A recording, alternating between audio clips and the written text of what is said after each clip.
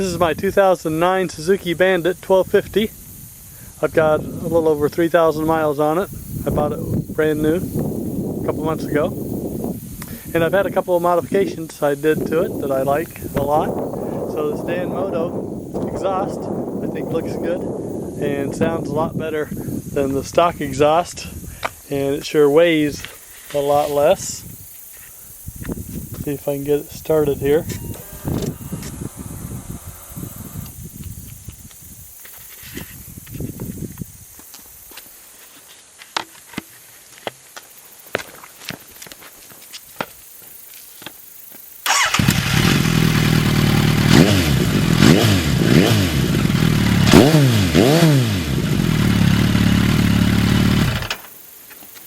So a lot nicer note and a little bit more tone than the stock one, so I think it's perfect for me. Not too loud. I've had other exhausts on other bikes that were quite a bit louder, and this one I can ride without earplugs, but if I go a long ways I commonly put in earplugs just for makes the ride a little bit better, I think. So it would pop a lot during deacceleration or backfire a lot, and so I studied it online and I found a simple way to fix that problem. There's a air intake line here that goes to the PAR system, PAIR system. It's for the emissions, and there's a connection right here at the tip of my finger. And so I found a couple of users online, a couple riders, a couple of different forums that stated to pull this off and put a plug in this line right here. And so I put a cork in there, rubber stopper, and put it back together. And my popping or my backfiring has gone away entirely.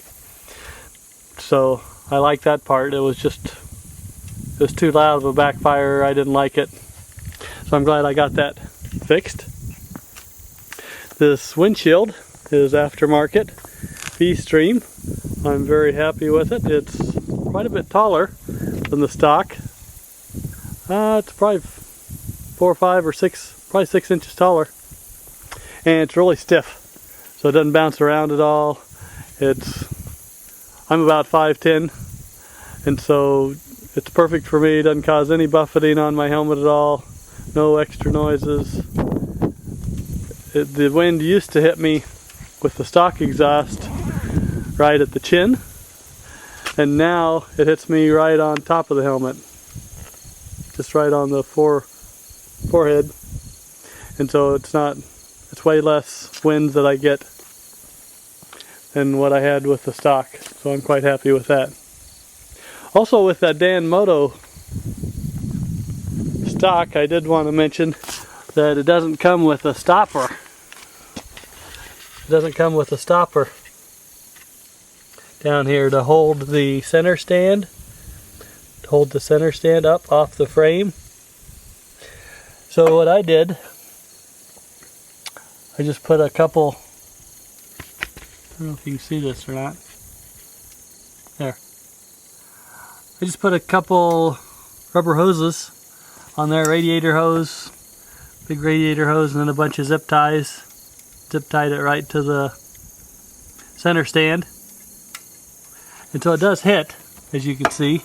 I've had it this way for probably 1,000 miles, maybe more actually, 1,500 miles, and it's not causing any problems. It does hit right there